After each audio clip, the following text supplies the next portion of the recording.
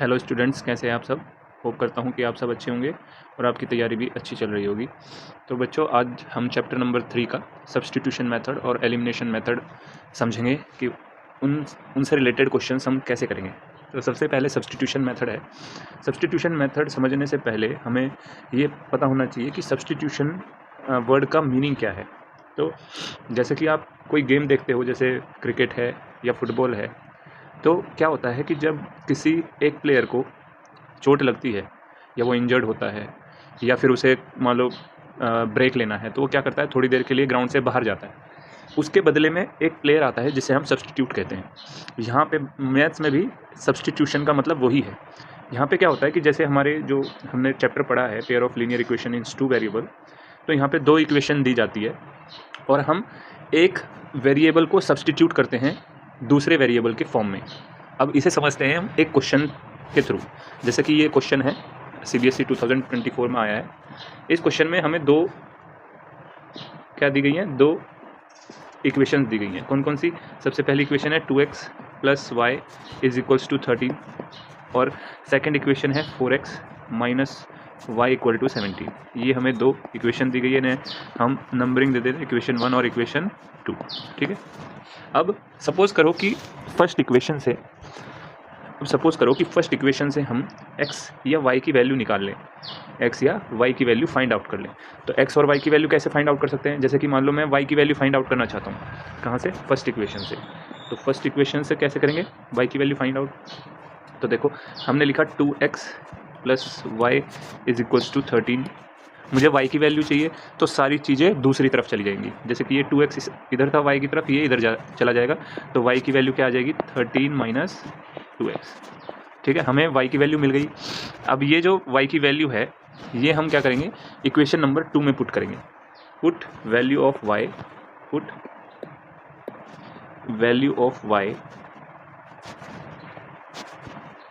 13 - 2x in equation second. ठीक है, second number में पुट करेंगे।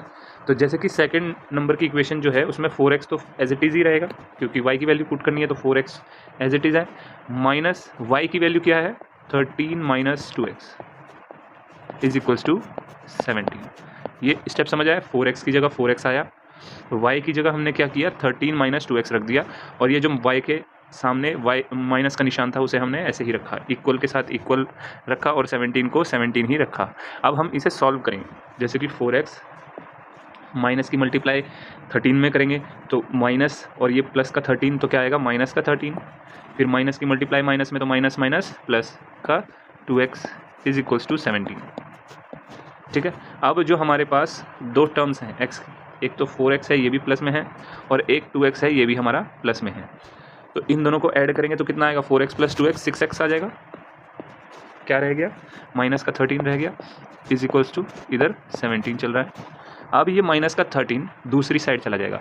याद रखना, जब भी हमें किसी एक वेरिएबल की वैल्यू निकालनी होती है तो हम कांस्टेंट टर्म्स जो हैं वो दूसरी तरफ लेते हैं और वेरिएबल्स एक तरफ ले लेते हैं। तो 6x इधर ही रहेगा और ये 13 दूसरी तरफ जाके 17 के साथ क्या हो जाएगा? ऐड हो जाएगा। यहाँ पे ये माइनस का था, इधर जाके ये क्या हो जाएगा? प्लस का। साइन चेंज हो जाते हैं। एक साइड अगर इक्वल के एक साइड माइनस का है तो दूसरी साइड जाके प्लस हो जाएगा, अगर इक्वल के एक तरफ प्लस का है तो दूसरी साइड जाके माइनस हो जाएगा।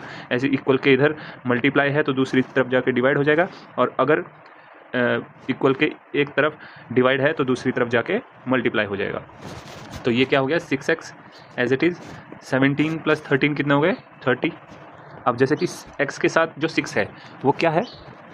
मल्टीप्लाई में है, तो दूसरी तरफ जाके क्या हो जाएगा? डिवाइड में। तो x = 30/6। अब बताओ, 6 के टेबल से कट सकता है, 6 × 1 = 6 और 6 × 5 = 30। तो x की वैल्यू कितनी आ गई? 5 आ गई। तो ये सबसे पहला हमारा x आ गया। अब x की वैल्यू निकलने पे हम इस x की वैल्यू को किसी भी फर्स्ट या सेकंड इक्वेशन में किसी में भी पुट कर सकते हैं। तो जैसे कि मान लो हम पुट करें फर्स्ट इक्वेशन में, put value of x = 5 in equation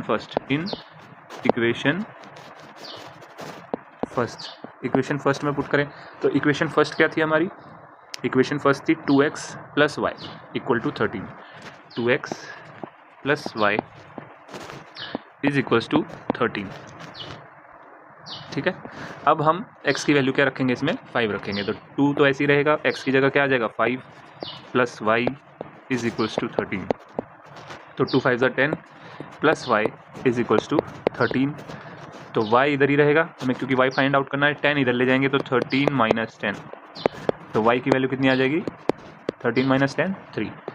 तो x की वैल्यू हमारे पास 5 आई है, y की वैल्यू हमारे पास 3 आई है। हमें क्वेश्चन यहीं तक सॉल्व करना है, लेकिन अगर मान लो कि हमें ये डाउट है कि हमारा आंसर सही है या नहीं है, तो हम कैसे चेक कर सकते हैं कि हमारा आंसर सही है। तो ये रफ में आप कर सकते हो, जैसे कि मान लो फर्स्ट इक्वेशन आप लिख लो इधर, सपोज करो ये रफ वाला है, ठीक है, ये आपको करने की ज़रूरत नहीं है, लेकिन मैं आपको करके दिखा रहा हूँ कि जो रफ वर्क है, रफ वर्क में आप चेक कर सकते हो आंसर को, आप क्या कर सकते हो चेक। तो सबसे पहले इक्वेशन लिखेंगे, क्या थी सबसे पहली equation 2x plus y equal to 13, 2x plus y equal to 13, और दूसरी इक्वेशन क्या थी 4x minus y equal to 17, 4x minus y equal to 17। अब हम इन इक्वेशन में क्या x की जगह 5 डालेंगे और y की जगह 3 डालकर देखेंगे। तो x की जगह क्या डाल के देखेंगे 5, जो हमारी वैल्यू निकली है x5, और एक बार क्या डाल के देखेंगे y को 3 डाल के देखेंगे, दोनों इक्वेशन में डाल के देखेंगे। अगर ये सेटिस्फाई कर जाती हैं तो यानी कि हमारा आंसर सही है। तो डालो, तो 2 x की जगह रखा 5, y की जगह रखा 3 इक्वल टू 13, 2 5 ज़ा 10 plus 3 equal to 13, 10 plus 3 13 equal to 13, यानी कि ये सेटिस्फाई हो गया, क्योंकि 13 इक्वल होता है 13 के, तो ये सेटिस्फाई हो चुकी। अब दूसरी वाली इक्वेशन सेटिस्फाई करके देखते हैं। सबसे पहले 4 x की जगह रखेंगे 5 माइनस y की जगह रखेंगे 3 इक्वल टू 17, 4 5 ज़ा 20 माइनस 3 इक्वल टू 17। अब 20 में से 3 जाएगा तो कितना बचेगा 17, तो 17 इज इक्वल्स टू 17, यानी कि ये भी सेटिस्फाई है। यानी कहने का मतलब ये है कि हमारी जो वैल्यू आई है x इक्वल टू 5 और y इक्वल टू 3 वो एकदम करेक्ट है। तो सब्स्टिट्यूशन मेथड ये था। सब्स्टिट्यूशन मेथड समझ आया। अब हम चलते हैं एलिमिनेशन मेथड पर। अच्छा, एलिमिनेशन मेथड पर जाने से पहले इस क्वेश्चन में हमें देखो x और y तो निकालना ही था, लेकिन हमें x माइनस वाई निकालना है। तो x माइनस वाई निकालने के लिए हम क्या करेंगे, इसे लिख लेंगे x माइनस वाई। x की वैल्यू कितनी आई 5 और y की वैल्यू कितनी आई 3, तो x माइनस 5 कितना आ गया, x माइनस वाई कितना आ गया 2। तो ये हमारा फाइनल आंसर होगा। ठीक है, ये हमारा क्या होगा फाइनल आंसर। ये आप नीचे करोगे, ठीक है, मैंने यहाँ साइड में करके दिखा दिया है। देखो एलिमिनेशन मेथड, अब हम समझते हैं एलिमिनेशन मेथड क्या होता है। तो इसे भी हम गेम के ही एग्जाम्पल से समझते हैं। जैसे कि अभी IPL चल रहे हैं, आप सबको पता है। IPL में अभी जैसे 10 टीमें खेल रही हैं, उनमें से 4 टीमें ही आगे जाएंगी, तो बाकी की जो 6 टीमें हैं वो क्या हो जाएंगी, एलिमिनेट हो जाएंगी, यानी बाहर चली जाएंगी। यहाँ पर भी ऐसा ही होता है कि जो 2 वेरिएबल है उनमें से एक वेरिएबल को हमें बाहर करना होता है, लेकिन उनको बाहर करने के लिए कुछ शर्तें हैं जो हमें फॉलो करनी पड़ती हैं। जैसे कि इस एग्जांपल से समझते हैं। ये जो क्वेश्चन है ये CBSE बोर्ड 2024 में आया है। तो सबसे पहले लिख लेते हैं इसे, क्या लिखेंगे इसमें, जैसे कि क्वेश्चन में दिया हुआ है कि the sum of 2 numbers is 105 and their difference is 45, find the numbers. तो लेट कर लेते हैं, let the 2 numbers, let the 2 numbers क्या ले लेते हैं, एक तो bx, एक तो x ले लेते हैं और एक एंड y। ठीक है, 2 नंबर हमने x और y ले लिए। अब उसने सबसे पहले क्या कहा, सम ऑफ 2 नंबर्स, तो उन दोनों नंबर का सम यानी कि x plus Y is equals to 105, ये फर्स्ट इक्वेशन हो गई। फिर उसके बाद उसने क्या कहा, देयर डिफरेंस इज 45, उनका डिफरेंस कितना है 45। फाइंड द नंबर्स, अब इन दोनों इक्वेशन से हमें क्या करना है, नंबर को फाइंड आउट करना है। तो मैंने जो आपको बताया था कि हमें इनमें से एक वेरिएबल को एलिमिनेट करना होता है। शर्तें क्या है कि जैसे मान लो हमें x एलिमिनेट करना है, तो x एलिमिनेट करने के लिए सबसे पहला रूल ये है कि x का कोफिशिएंट जो है, x के साथ जो है वो सेम नंबर होना चाहिए। जैसे कि अगर हम फर्स्ट वाली इक्वेशन में देखें तो x के साथ 1 है, मतलब अभी आपको दिख नहीं रहा है लेकिन यहाँ 1 है। ऐसे ही सेकंड इक्वेशन में x के साथ क्या है 1 है। सबसे पहला रूल तो ये है। दूसरा रूल क्या है कि इनके साइन अपोजिट होने चाहिए। इनके साइन कैसे होने चाहिए, अपोजिट। अगर ऊपर वाला प्लस है तो नीचे वाला माइनस होना चाहिए, या फिर ऊपर वाला माइनस है तो नीचे वाला प्लस होना चाहिए। अगर ऐसा है तो हम क्या करते हैं, डायरेक्ट एलिमिनेट कर देते हैं। अगर ऐसा नहीं है तो हम अपने आप से साइन चेंज करते हैं। तो मैं आपको दोनों तरीके से ये वाला क्वेश्चन करके दिखाऊंगा। एक बार तो ऐसा जो कि क्वेश्चन के अंदर ही उसमें आपको कोफिशिएंट सेम मिलेंगे और साइन अलग अलग मिलेंगे, तो डायरेक्ट इसे क्या कर सकते हैं, एलिमिनेट। जैसे कि अगर हम इस वाले एग्जांपल में देखें तो देखो y के साथ क्या है, कोफिशिएंट 1 है, और सेकंड इक्वेशन में y के साथ कोफिशिएंट 1 है। अब फर्स्ट इक्वेशन में y के साथ कैसा साइन है, प्लस, और सेकंड इक्वेशन में y के साथ कैसा साइन है, माइनस। तो यहाँ पे दोनों जो रूल है हमारे फॉलो हो रहे थे, तो इसीलिए हम यहाँ पे क्या कर सकते थे, सीधा एलिमिनेट कर सकते थे। किसे, y को। तो सीधा एलिमिनेट करने पर आप ऐसे करोगे, ठीक है, साइन कोई चेंज नहीं होगा किसी का भी, क्योंकि ये अपने आप ही कैंसिल आउट हुए हैं, यानी कि प्लस माइनस से कैंसिल आउट हुए हैं। तो यहाँ पे x प्लस का है ऊपर फर्स्ट इक्वेशन में, नीचे भी x प्लस का है, तो x प्लस एक्स कितने हो गए, 2x हो गए, ठीक। फिर ये तो एलिमिनेट हो गया, ये कैंसिल हो गया। इधर इक्वल के साथ 105 प्लस का है, 45 भी प्लस का है, तो 105 प्लस 45, तो यहाँ पे क्या लिखेंगे, 2x is equals to 105 plus 45 कितना होता है, 150 होता है। तो x इधर लिखेंगे, 2 150 के नीचे जाएगा, 2 कैंसिल, 2 1 ज़ा 2 और 2 से 150, 2 7 ज़ा 14 और 2 5 ज़ा 10, यानी कि x हमारा कितना आ गया, 75, ठीक। ये जो 75x आया है हमारा, ये हम क्या करेंगे, पुट कर देंगे किसी भी एक इक्वेशन में, फर्स्ट या सेकंड में। Put value of x equal to 75 in equation suppose करो फर्स्ट में पुट कर दिया, इन इक्वेशन फर्स्ट। तो हमारी फर्स्ट इक्वेशन क्या थी, x plus Y is equals to 105, x plus Y is equals to 105 हमने इसमें पुट कर दिया सपोज करो। तो x की जगह मैं क्या लिखूंगा, 75, y हमें फाइंड आउट करना है, इक्वल टू 105, y एक तरफ ही रखेंगे, 105 इधर ही रहेगा, ये 75 इधर जाके माइनस का हो जाएगा। अब y इज इक्वल्स टू 5 में से 5 गया तो 0, 10 में से 7 गया तो 3, तो y की वैल्यू कितनी आ गई, 30, ठीक है, y की वैल्यू कितनी आ गई, 30। ये हमारा आंसर हो गया, x हमारा 75, y हमारा 30। लेकिन हम अब दूसरी तरीके से इसी क्वेश्चन को, ये तो हमारा क्या था, मेथड 1, इसे क्या लिख लो, ये हमारा मेथड 1, मेथड फर्स्ट था, जिसमें कि हमने क्या देखा कि कोफिशिएंट सेम है और जो हमारे साइन है वो डिफरेंट है, तो डायरेक्ट कट गया। लेकिन अगर हमारे पास मान लो यही इक्वेशन होती, ठीक, तो हम दूसरी तरीके से कैसे समझते, देखो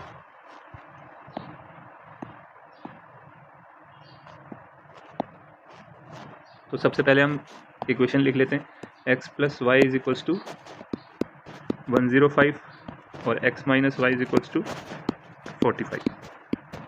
अब समझो, वहाँ हमने y कैंसिल आउट कर दिया था, अब हम x को करके देखते हैं।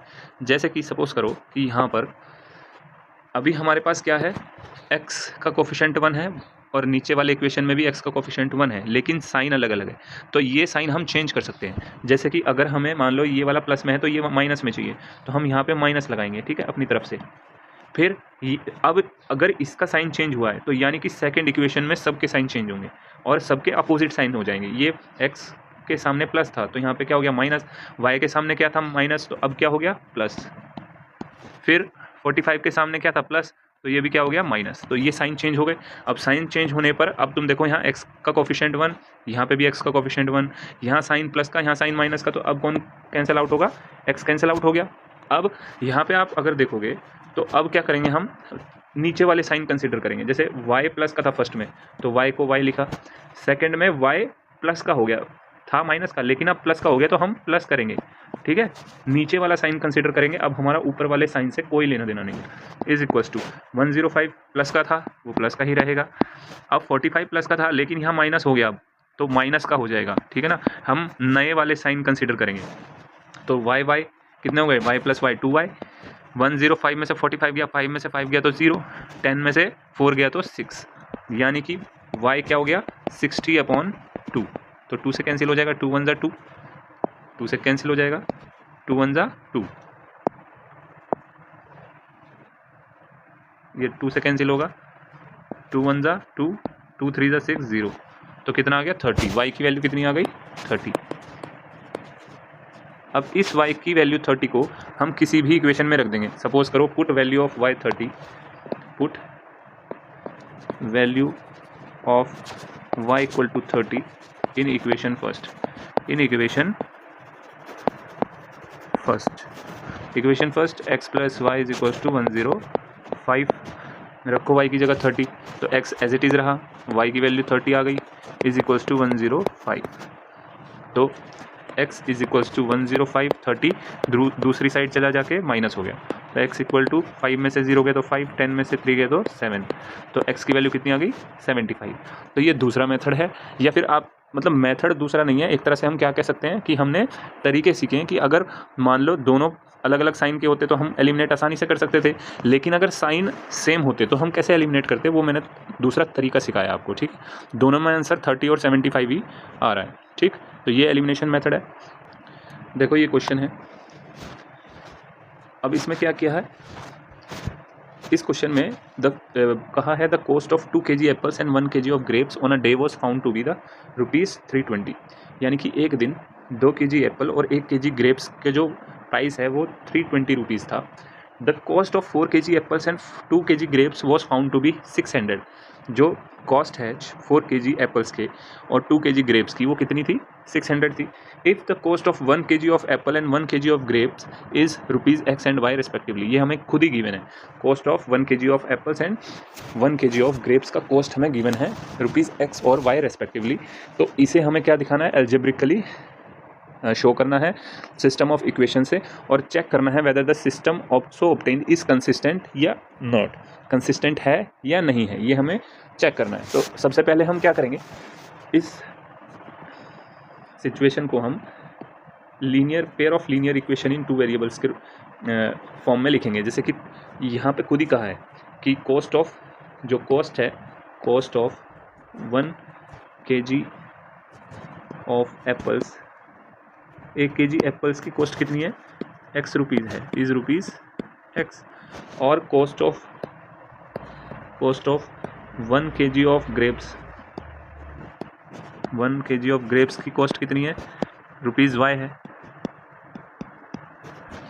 अब हमें क्या करना है, हमें बोला गया है कि 2 kg एप्पल और 1 kg ग्रेप्स की कॉस्ट 320 आती है। तो आप बताइए कि अगर 2 kg एप्पल है और उनकी जो कॉस्ट है X है, तो ये एप्पल की कॉस्ट आ जाएगी, plus 1 kg grapes, 1 kg grapes और उसकी ग्रेप्स की कॉस्ट कितनी है, Y है 1 kg की, वो मिला के कितने रुपए के हुए, ₹320 का। तो इसे थोड़ा सिंप्लीफाई करते हैं, ये मल्टीप्लाई का साइन है, यहाँ पे भी मल्टीप्लाई लगा लो, तो 2x प्लस 1 इंटू वाई क्या हो गया, y इक्वल टू 320, ये हमारी फर्स्ट इक्वेशन हो गई। ठीक, ऐसे ही सेकंड इक्वेशन में क्या कहा है, the cost of 4 kg of apples and 2 kg of grapes was found to be 600। तो मैं इसमें ऐसे लिख सकता हूँ कि 4 kg एप्पल थे तो 4 into X rupees, plus 2 kg of grapes थे तो 2 इंटू वाई, दोनों का कॉस्ट कितना था 600। इसे थोड़ा सिंप्लीफाई किया तो 4x plus 2y is equals to 600। अब हम यहाँ क्या कर सकते हैं, यहाँ पे हम 2 कॉमन ले सकते हैं, तो 2 कॉमन लिया तो यहाँ क्या बचा 2x, यहाँ क्या बचा y इज इक्वल्स टू 600। तो 2x प्लस y यहीं पे रहेगा और ये जो 2 है 600 के नीचे चला जाएगा, 2 से कैंसिल आउट कर देंगे 6 को, 2 3 6 और 0 0, तो कितना आ जाएगा 2x plus y is equals to 300 आ जाएगा। ये हमारी सेकंड इक्वेशन हो गई। अब दोनों इक्वेशन को निकालने के बाद हम इन्हें एक जगह लिख लेंगे, 2x प्लस 3y और 2x plus y is equals to, सबसे पहली इक्वेशन में क्या था 320 और दूसरी इक्वेशन में 2x plus Y is equals to 300। ये हमारी क्या बन गई, pair of linear equation in 2 variable. अब हमसे आगे क्या कहा है, रिप्रेजेंट करना था गिवन सिचुएशन को algebraically as the system of equations and check whether the system so obtained is consistent और नॉट। ये चेक करना है कि ये कंसिस्टेंट है या नहीं। तो इन्हें अब हम किस में लिखेंगे, इन्हें हम standard pair of linear equation in 2 variables में लिखेंगे। तो 2x प्लस वाई, उसमें क्या होता था, c जो था c1 इधर आ जाता था तो माइनस 320 इज इक्वल्स टू 0। दूसरा 2x प्लस वाई और ये 300 इधर आ जाएगा तो माइनस 300 इक्वल टू 0। अब हम कंपेयर करेंगे,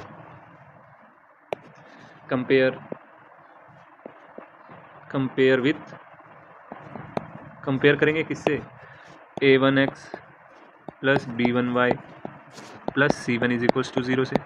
ऐसे ही a2x plus b2y plus c2 equal to 0 से। तो a1 की वैल्यू कितनी निकल के आएगी हमारे पास, a1 आएगा 2, b1 हमारे पास क्या आएगा 1, C1 कितना आएगा 320 माइनस का। ऐसे ही A2 हमारे पास क्या आएगा 2, B2 हमारे पास क्या आएगा 1 और C2 क्या आएगा माइनस का 300। फिर हम क्या फाइंड करेंगे A1 upon A2, A1 upon A2 यानी कि 2 अपॉन 2 यानी कि कितना आएगा 1। ऐसे ही B1 अपॉन B2 फाइंड करेंगे, कितना आएगा 1 अपॉन 1 यानी कि ये भी 1 आ गया। ऐसे ही C1 अपॉन C2 फाइंड करेंगे तो ये कितना आएगा माइनस का 320 अपॉन माइनस का 300। यहाँ से माइनस कैंसिल आउट हुआ, 0 से 0 कैंसिल आउट हुआ, 2 के टेबल से चला जाएगा 15 टाइम्स और 2 के टेबल से ये चला जाएगा 16 टाइम्स, आगे नहीं जाएगा तो कितना आएगा 16 अपॉन 15। अब आप ये देख पा रहे हो यहाँ पे कि A1 अपॉन A2 इक्वल है B1 अपॉन B2 के, क्योंकि दोनों की वैल्यू 1 है, लेकिन नॉट इक्वल है C1 अपॉन C2 के। ये किस लाइन की कंडीशन थी बताओ, ये कल हमने पढ़ा था, ये किस लाइन की कंडीशन है, पैरेलल लाइंस की कंडीशन है। पैरेलल लाइंस में कोई सॉल्यूशन नहीं निकलता है, इसीलिए जो system of pair of linear equation in 2 variable है कैसा हो जाएगा इनकंसिस्टेंट, कैसा हो जाएगा इनकंसिस्टेंट। तो ये हमारा आंसर है। ठीक है, ये वैसे कल के कॉन्सेप्ट पे बेस्ड क्वेश्चन है जो कि हम कल नहीं कर पाए थे, इसलिए मैंने आज वाली वीडियो में डाल दिया है। ठीक, देखिए ये नेक्स्ट क्वेश्चन है, Vijay invested certain amount of money in 2 schemes A and B which offer interest at the rate of 8% per annum and 9% per annum respectively. यानी कि विजय है, उसने कुछ अमाउंट क्या किया हुआ है, इन्वेस्ट किया हुआ है 2 स्कीम्स में, A और B में। ए स्कीम में उसे कितना इंटरेस्ट मिल रहा है 8% का, और स्कीम B में कितना इंटरेस्ट मिल रहा है 9% का। He received 1860 as the total annual interest. एक पूरे साल का जो इंटरेस्ट है उसे कितना मिल रहा है 1860। However had he interchanged the amount of investment in the 2 schemes he would have received 20 rupees more as annual interest। यानी कहने का मतलब ये है कि अगर वो जो अमाउंट इन्वेस्ट कर रहा है 2 स्कीम में वो उन्हें इंटरचेंज कर दे, यानी कि जो अमाउंट वो A में इन्वेस्ट कर रहा था वो B में कर दे, और जो B में इन्वेस्ट कर रहा था उसे A में कर दे, तो उसे 20 रुपये ज़्यादा इंटरेस्ट मिलता है। तो बताओ कि उसने कितने रुपए इन्वेस्ट कर रखे थे हर एक स्कीम में। तो लेट कर लेते हैं सबसे पहले इसमें, लेट द अमाउंट, कौन सा, the amount invested in, the amount invested in scheme A B X। जो A स्कीम में उसने इन्वेस्ट किया था अमाउंट वो X है, and the amount invested in scheme B Y। B में उसने Y अमाउंट इन्वेस्ट किया था। तो आप खुद बताओ, अगर उसने A में X अमाउंट इन्वेस्ट किया है और उस पर 8% का रेट मिल रहा है, तो यानी कि 8% ऑफ X, और दूसरा 9% ऑफ Y। ये जो 9% मिल रहा है किस पे मिल रहा है, Y पे मिल रहा है। इन दोनों पे जो इंटरेस्ट मिला होगा वही तो टोटल इंटरेस्ट होगा 1860 के इक्वल।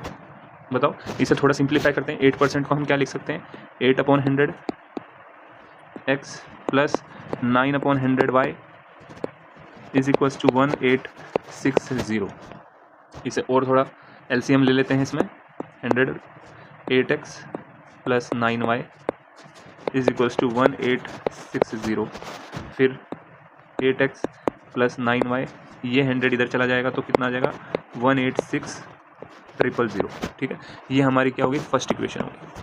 फिर सेकंड इक्वेशन कैसे बनेगी, वो बोल रहा है कि अगर however had he interchange the amount interchange कर दे, यानी कि जो 8% के साथ X था वहाँ Y हो जाए और 9% के साथ Y था वहाँ X हो जाए, तो 20 रुपये ज़्यादा मिलते हैं, यानी कि इसमें 20 रुपीज़ ऐड कर देंगे। तो यानी कि कहने का मतलब ये है, इस सेकंड इक्वेशन कैसे बनेगी, 8% का 8% होगा, लेकिन इसके साथ Y की जगह वो X की जगह Y आ जाएगा। ऐसे ही 9% का 9% होगा, Y की जगह क्या हो जाएगा X, और इसमें 20 रुपीज़ ऐड हो जाएंगे तो कितने हो जाएंगे 1880।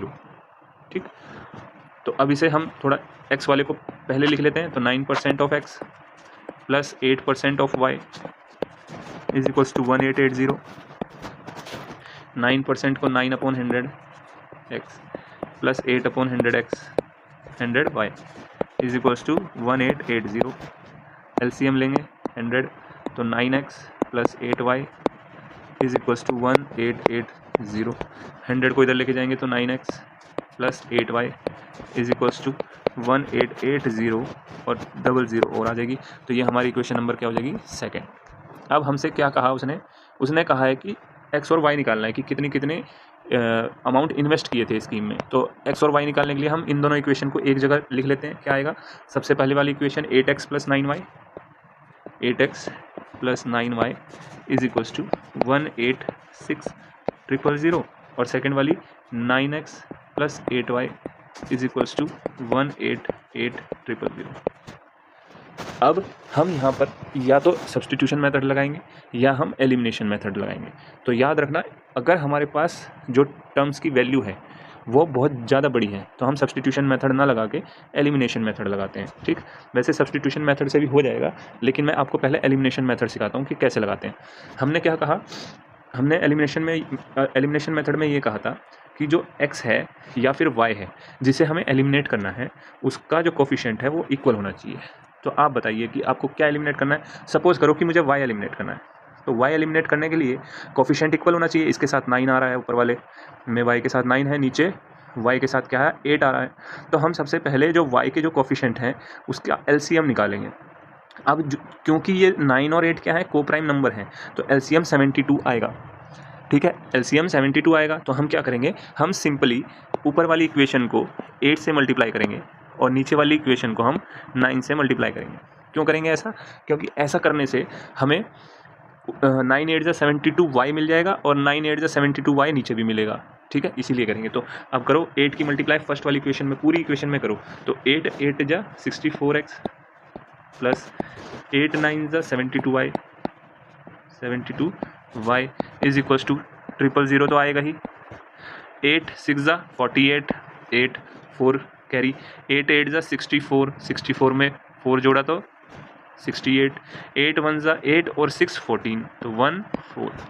ठीक, सेकेंड वाली इक्वेशन में 9 9 81x, 9 8 72y is equals to 000 तो पीछे आएगी ही आएगी। 9 8 72 2 और 7 कैरी, 9 8 72, 72 में 7 जोड़े तो 79, 9 7 कैरी, 9 1 9 7 ऐड किए तो 16 आएगा। तो ये हमारी दो इक्वेशन हमें मिली। अब हम क्या करेंगे, इन इक्वेशंस को एलिमिनेट करेंगे, इन इक्वेशन के वेरिएबल्स को। अब आप ये देखो यहाँ पर कि ये जो दो इक्वेशन आई है हमारे पास, इसमें वेरिएबल y के जो कोफिशिएंट है वो इक्वल तो हो गए हैं, लेकिन यहाँ पे साइन इक्वल है, मतलब एक जैसे ही है, तो हमें साइन बदलने पड़ेंगे। तो मैंने क्या कहा था कि अगर मैं किसी भी नीचे वाली किसी भी एक वेरिएबल का साइन बदलूंगा तो सबके साइन बदलेंगे। अगर मुझे y का साइन माइनस में चाहिए तो सारे अपोजिट हो जाएंगे। जैसे कि यहाँ x के साथ प्लस था तो ये भी माइनस में हो जाएगा, यहाँ y के साथ प्लस था ये भी माइनस में हो गया, और यहाँ 1692000 के साथ प्लस था तो यहाँ भी माइनस हो जाएगा। अब एलिमिनेट कीजिए 72y और नीचे माइनस 72y, तो ये एलिमिनेट हो गया। बताओ हो गया या नहीं हो गया, हो गया, ये क्या हो गया, एलिमिनेट हो गया।